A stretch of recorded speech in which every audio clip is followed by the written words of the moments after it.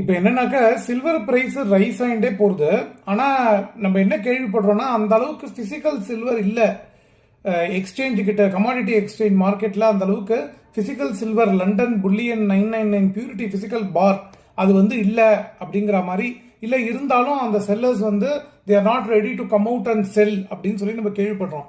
இப்போ என்னன்னா இது இடிஎஃப்ல டெய்லி ஏறிண்டே போகிறது அப்படிங்கிறதுனா அதை தாண்டி இந்த ப்ராப்ளம்ல இப்போ ரெகுலேட்டர் ஏன் இன்னும் இன்டர்வென்ட் பண்ணாமல் இருக்கான் அப்படிங்கிறது எனக்கு புரியல.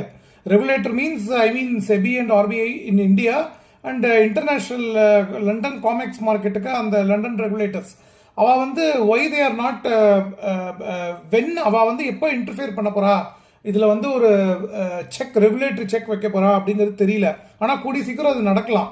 ஏன் அது நடக்கும் அப்படிங்கிறது நான் ஒரு பார்ட் 1 வீடியோ போட்டிருக்கேன். இது பார்ட் 2 அதை பார்த்துட்டு இதை பாருங்க.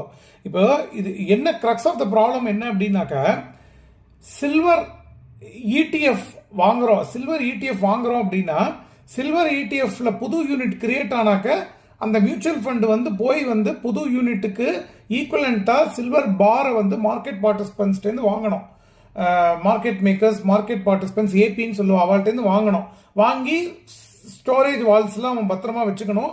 அந்த மாச கடைசியில் கணக்கு சொல்லணும் எக்ஸ்சேஞ்சுக்கு. இப்போ என்ன நடந்துருதுன்னா புது யூனிட் இடிஎஃப் கிரியேட் பண்ணினாலும் அவனால் சில்வரில் போய் வாங்க முடியல மார்க்கெட்லங்கிறதுனால தான் மியூச்சுவல் ஃபண்ட் ஆஃப் ஃபண்டை நிறுத்தி வச்சுட்டான். இருக்கிற இடிஎஃப் யூனிட்ஸ்குள்ளேயே நீங்கள் வித்து வாங்கிக்கோங்கன்னு சொல்லிட்டான். முக்காவாசி Indian AMCs HDFC Tata like Kotak I think ICICI potential எல்லாமே.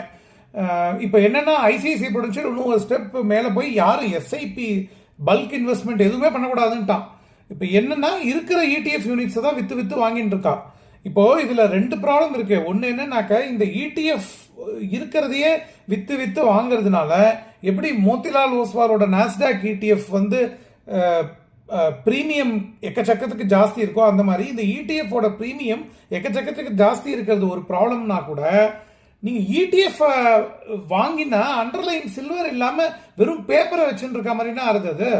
ஏன்னா you are not having the corresponding physical இது குவான்டிட்டி அப்படின்னாக்க வெறும் பேப்பரை இடிஎஃப் வச்சுட்டு இருக்காங்க. இந்த பேப்பர் கிராஷ் ஆனா அடிச்சுன்னு விழும். பேப்பர் கிராஷ் ஆனா பிகாஸ் ஏன் இடிஎஃப் எல்லாரும் வாங்குறோம் அப்படின்னாக்க we believe that has corresponding physical delivery. அப்போ அது இல்லை அப்படிங்கும் பொழுது the situation is இது ஒரு பெரிய disruption. Let us see what regulator has to say or how they are going to control this situation. Thank you.